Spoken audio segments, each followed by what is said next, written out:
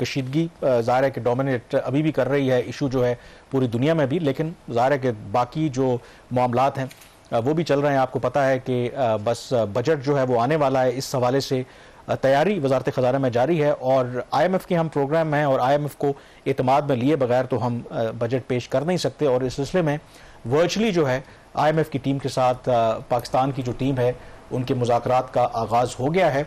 तो क्या फोकस है शहबाज इसका, जो मुज़ाकरात हो रहे हैं, क्या एजेंडा क्या है पाकिस्तान की साइड से? ज़ाहिर है कि IMF का एजेंडा तो हमें पता है कि अखराजात अपने कम करें, मजीद टैक्सेस लगाएं। Government I believe on the other hand is trying कि कोई रिलीफ वो अवाम को दे सके। देखिए, इस वक्त जो पाकिस्तान और भारत की सूरत हाल, इससे ये हमारे मुज़ाकरात भी थोड़े से इफेक्ट हुए हैं। IMF की टीम ने पाकिस्तान पहुंचना था 13 को, वो नहीं आ सके यहाँ पे, चूँकि वाशिंगटन में अगर वो वर्चुअली मुज़ाकरात करते तो वहाँ से टाइम डिफरेंस आता है, यहाँ पे दिन होता है, वहाँ पे रात, तो फिर बजट का भी टाइम है, तो पाकिस्तानी अथॉरिटीज़ के लिए काफ़ी मुश्किलात हो सकती थी।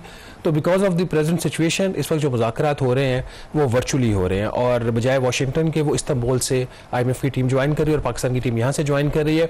अगर तो ये मामला बिटवीन इंडिया एंड पाकिस्तान बेहतर होते हैं, सीज फायर कंटिन्यू रहता है, तो देयर इज़ अ पॉसिबिलिटी कि IMF की जो टीम है वो पाकिस्तान आए इस वीकेंड के ऊपर और फिर मंडे से यहीं पे मुज़ाकरात हो। अगर नहीं आते तो फिर ऑनलाइन जारी रहेंगी इनकी डिस्कशन और 23 को एक्सपेक्टेड है कि ये विजिट जो है, जो मिशन कंक्लूड हो जाएगा। एक तो ये चीज़, दूसरा एक और IMF ने एक नया मिशन चीफ अपॉइंट कर दिया पाकिस्तान के लिए, इस दफ़ा खातून है, वो उनका ताल्लुक बल्गारिया से है, जो नेथन पोर्टर है, जिनका नाम पाकिस्तान में काफ़ी मशहूर हो गया, जिस किस्म के उन्होंने पाकिस्तानियों के ऊपर टैक्सेस लगवाए थे।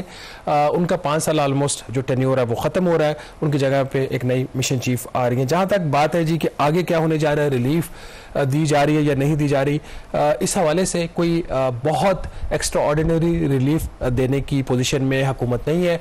अभी तक के इनके जो मुज़ाकरात हुए हैं उसमें IMF ने जो अपना एजेंडा टेबल पे रखा है उसमें 4 पॉइंट्स के ऊपर उन्होंने कहा जी कि हम फोकस करेंगे। नंबर 1 कि आपका जो अगले साल का जो टैक्स का हदफ है 14,307 अरब का, ये कितना हकीकी है या गैर हकीकी है और इसको हासिल करने के लिए क्या आपको नए टैक्सेस लगाने हैं। दूसरा उन्होंने कहा जी कि नेशनल फाइनेंस कमीशन, अब सूबों को आपको पता है कि 57.5% हिस्सा मिलता है वफाकी टैक्स कलेक्शन में से। अब आइन के तहत तो ये जो हिस्सा 57.5% से कम नहीं हो सकता जब तक आइनी तरमीम ना आए, तो उसका सोल्यूशन ये निकाले कि किसी तरीके से जो अखराजात हो रहे हैं उसमें सूबों को कुछ शेयर होल्डिंग उनकी हो। ये पहले भी अटैम्प्ट हुई है, कामयाब नहीं हुई।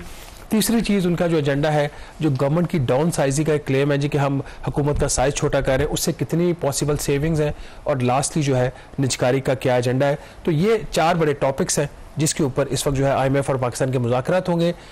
आगाज़ कुछ इतना अच्छा नहीं हुआ, as usual the culprit is the FBR, और जो अगले साल का, ये बल्कि हम एक खबर भी दे रहे हैं एक्सक्लूसिव नाज़रीन को कि अगले साल का जो 14,307 अरब रुपए का टैक्स के हदफ की बात हो रही है, IMF का ये ख्याल है कि इस वक्त जो पाकिस्तान की टैक्स बेस है उसके तहत उसको अगर सामने रखा जाए तो कोई 13,300 अरब रुपए से ज़्यादा इकट्ठा नहीं हो सकता। इसका मतलब यह कि तकरीबन 1,000 अरब रुपए से ज़्यादा का टैक्स का एक गैप IMF ने आइडेंटिफाई किया है।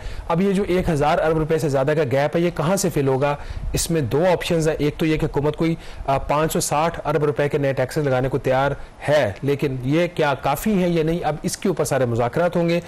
हुकूमत का ये ख्याल है कि बगैर जो टैक्सेस नए लगाए हम कोई 13,700 अरब रुपए के करीब इकट्ठा कर सकते हैं।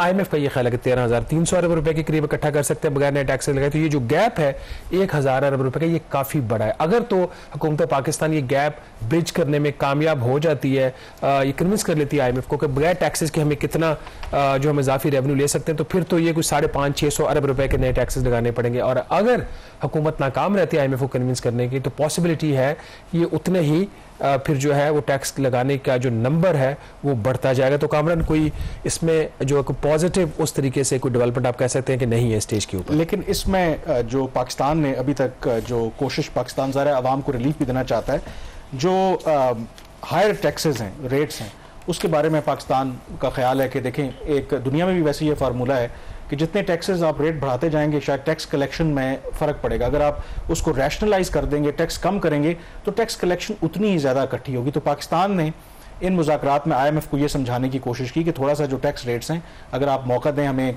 कम करने की, तो शायद उसमें हमारी टैक्स कलेक्शन बेहतर हो जाए। तो IMF का इसके हवाले से क्या मौक़िफ़ है? देखिए, एक US के इकोनॉमिस्ट हैं आर्थर, उनका नाम है आर्थर लाफर कर्व के नाम से उन्होंने एक थ्योरी दी थी। उसके तहत के वो जो आप एग्जैक्टली जो आप बात कर रहे हैं कि आप जितने हाई टैक्स रेट्स होंगे उतनी फिर कलेक्शन कम होगी। एक पॉइंट आएगा, कब आएगा जहां से रेट ज़्यादा है तो कलेक्शन भी कम होगी और जो इकोनॉमी है वो भी सफर करेगी और लोग फिर टैक्स चोरी की तरफ जाएंगे। तो जो इनकी किक ऑफ मीटिंग हुई थी पाकिस्तान की और IMF की कल हुई थी ये, उसमें वज़ीर ख़जाना ने ये पॉइंट रेज किया कि जो लाफा कर्व है इसको भी देख लें। पाकिस्तान उस पोजीशन पे जा चुका है जहाँ पे इतने टैक्स ज़्यादा हो गए उनके रेट्स कि कलेक्शन भी इफेक्ट हो रही है और इकोनॉमी भी सफ़र कर रही है।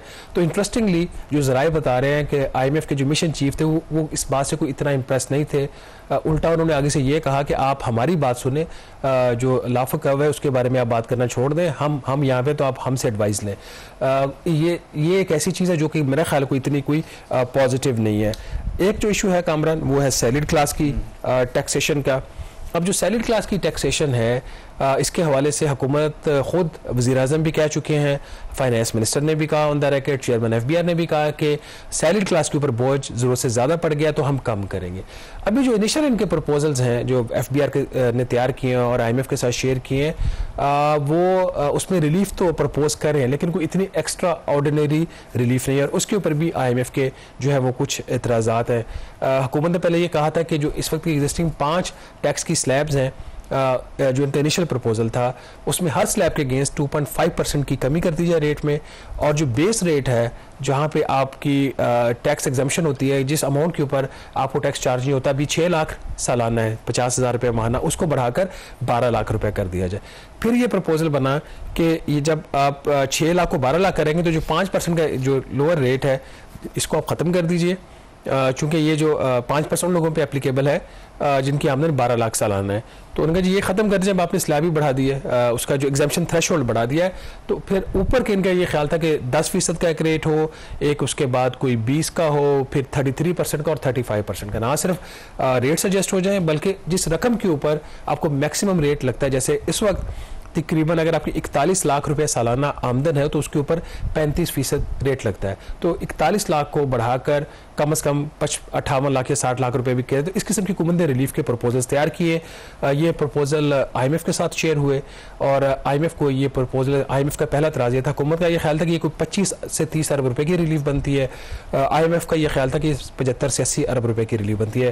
तो नाज़रीन, इस पर अभी इनिशियल तो IMF की ऑब्जेक्शंस आए हैं, बट इसका मतलब ये नहीं है कि रिलीफ बिल्कुल नहीं दिया जाएगा, कुछ दिया जाएगा। और अब तक सैलिड क्लास ने कितना कंट्रीब्यूट किया है और जो पैकेज मिल्क है, जो डिब्बे वाला दूध है, उसके हवाले से FBR में क्या एक इंटरेस्टिंग डिस्कशन हुई, इस पर बात करेंगे छोटी सी ब्रेक के बाद।